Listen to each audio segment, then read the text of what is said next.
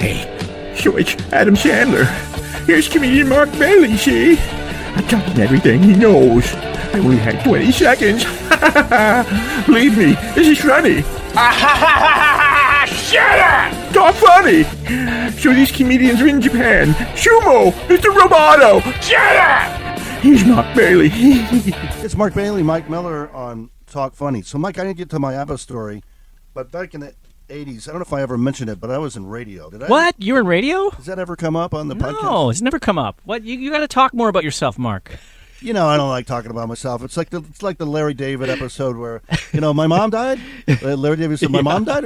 And talking to his dad, why didn't you call me? Well, you were in New York, and then we didn't want to bother you. He's like, that's important. You should have told me. Well, you were busy, and she said not to bother you. I didn't want to, so you should have told me. And then his cousin walks up and said, where were you? You weren't at the funeral. He's like, I didn't know. Oh, that's right. You were in New York. He goes, wait a minute, but my cousin was in New York, too, and you told him. He's like, well, she didn't say not to bother him. The great Shelley Berman is his dad. Oh, God bless Shelley Berman. Yeah, R.I.P. Great. In the 80s, of course, I interviewed Billy Joel. We have the Mariah Carey story, which was when I went back, and I think we've told that before. And I met a lot of famous people, and I met Abba in the 80s, and they didn't speak English. Well, the guys did, but the girls didn't, but they were stunning. They were just beautiful. And so I thought maybe the guys, Bjorn said, the girls want their voice on the radio, but you don't speak Swedish, and they don't speak English. And he said, do you want me to just translate everything? And I said, that's going to get really boring soon. So I'll just try easy English, or maybe, I said, I got an idea. It'll just get their attention. I'll ask them what they think of it, and then they can translate. It's just a one-time thing. I have some parodies. So Agneta Feldscoop, that's her name. She's the blonde, right? I still have the hots for her, even though she's a gilf now. Grandma, I'd like to. Hello, Patreon. Yeah, I asked Agneta when we went live. I said, my own version of your songs. Would you like to hear them? She said, oh, you can sing? And I said, yeah, I can sing some of your songs. So there's one called Take a Chance. Take a chance on me. Yeah. So I said, take a dump, take a dump, take a dump, take a dump, take a dump, take a dump on me. I'm the first you see. And then he's whispering in her ear, and she's like, stop. Stop. And then they had one, oh, darling, when you're near me, SOS. Darling, can you hear me? Always when you're near me, SOS. So I said, Agneta, when you're near me, all I think about is SES. SES. I was the pre-Howard Stern. Oh, dear. You didn't do this on Top 40 Radio in New York. And you didn't do it after that for some reason. And I didn't do it much longer.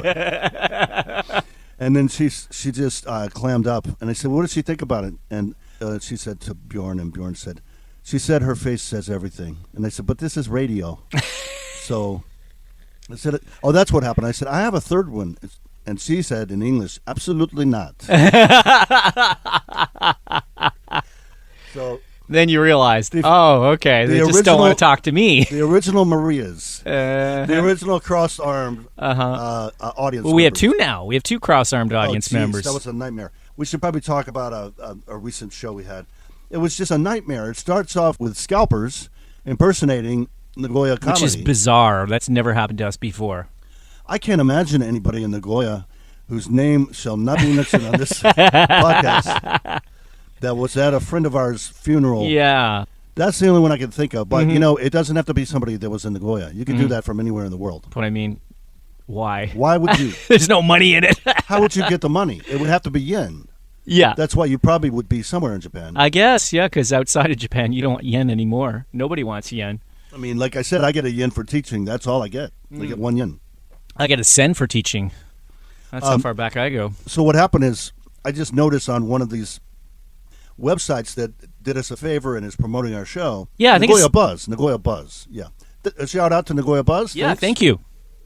I must have some pictures of Carter or something that I don't know about, and because he's been Possibly. really nice to us now. He's been super nice to us, yeah. We appreciate it. Maybe he wants to do open mic, because that always works out well for everyone. Does.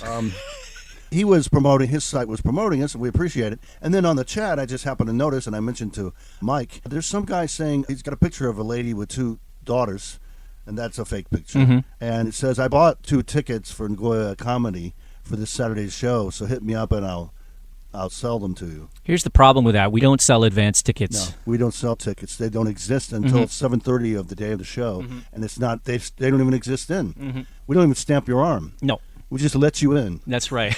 Or we don't kick you out. It's a very, very advanced system. So we knew that was false. So I wrote the guy back and said, but I tried to make it public. And I said, you don't have tickets to our show. You can only get admission 7:30 p.m. on the day of the show at the venue. Anybody that tells you otherwise is lying. And now I have to put that disclaimer in our ad every time now. So we had that. Joe and I were afraid that going to have people showing up with fake tickets saying, hey, I already paid my money. That would be a nightmare. I deserve to be here. And it's like, well, that's not fair to everybody else. And how do I know? And we didn't get the money. That was the show with Michelle, too, wasn't it? Yeah. So we had a guest as well. It would have been really horrible if we'd had her here when that happened. Yeah, we're trying to actually get everyone that attends to get their money, and we give it all to her. We give it all to the guest. Hear that, comics? We used to. We also need to get paid. That's so we're right. Taking a break. Taking a break. You hear that, comics? So because they're all dying to come to Nagoya. Yeah, well, I've heard it from all the big names. They're just dying to come here. Unfortunately, they are. I get a lot of people from New York that I've never heard of asking to come. And I'm like, well, it's like, any questions? I'm like, yeah. Who are you? I can't even find you on social media or YouTube. How do they find us? I guess the podcast, right? Yeah, because we don't have a huge presence online. And so then the show starts, and then halfway through, Mike says, is that guy that got fired from Nagoya Comedy streaming us? Yeah. Live? And he was. So I said to Mr. Diarrhea, he'll know who I mean. That's his name in Japanese. What his name means. It's true. It is true. And he's full of crap, so it actually fits. He's given us a lot of crap. He has, but to deal with. Luckily, he showed up on the night when we had no open mic, because we couldn't have an open mic because we had Michelle Malazaki coming in as a comic guest. He's never doing open mic anyway. Yeah. I told him that. She isn't coming, but it was fortuitous that you didn't even have to, say anything. It was just like, hey, we just don't have time. But the joke's on him because we got 1,000 yen from him. You know how hard that is? Yeah. You know how many wines it takes? You know how many wines they have to serve in area? 10 wines to get 1,000 yen out of him. And we got it just by asking. That's right. So I said, I know you're not streaming, are you, Gary? And he goes, yes, I am. Should I stop? And I said, hell yeah. I said, you got to ask. And he goes, if I asked, you'd say yes? I'd say hell no. Yeah, of course said, not. But you got to ask. Yeah. And I said, it's not about our egos. We got a guest here, and she has material on YouTube, and she sells material on her website of her doing stand-up. You're planning to tape her right. And that she's our guest. No. It's just rude, and it's bad business, and I'm kind of, as the MC, I have to protect her. And the other thing is he's doing this he's doing this for his own channel. And so it's not like we're going to get, there's no giving back either. He's also doing running commentary. Oh, yeah, he was doing running commentary, yeah. That was fun. So it was a great night all overall. Thankfully, Michelle was great, and he was gone by that point. And the third shoe to drop from the trifecta was in the front. We had some feminists sitting there saying, where's the woman? Where's the woman comic? Where's the woman comic? During my set. Hey, shut the hell up. Listen, we're giving all our money. All of us guys are giving our money to her. Isn't that feminist enough for you? Yeah. Stop being so C-wordish. Jeez, where's the woman? I said, do you know what a headliner is? Yeah. Rule of comedy, if someone comes in and wants to cross their arms and just be in a huff the whole show, they're going to sit right in front of the stage. That's always where they love to sit. They're going to make sure that you see them with their arms crossed. Exactly. Because when they're sitting in front of they want to be the wet blanket for the entire audience. You never see a guy hiding in the corner with his arms crossed. Right. He's always in the front row. Right. He's always like, I don't even know why I'm here. Right. Well, that makes all of us. Yeah, exactly. And I had to start thinking of comebacks for her. And every time I did self-deprecating humor, and I've dealt with women like this before, they don't have a sense of humor. I'll say, like, I'm a little bit overweight, blah, blah, blah. I'll tell a joke. Yeah, you are overweight. Yeah, that's a joke, bitch. I know, that's the premise. I just told you I was. Yeah. I mean, I couldn't hear because we were sitting a little bit further away. Yeah. You're piling on to my joke. I'm already making fun of myself. Right. I don't need you. Right. Thank you. Thank you for nothing, huh? And then she's like, talking back all through my set, and then I said, listen, if I want to argue with a woman that I hate, I just stay home. We didn't used to let Australians in. Now I remember why.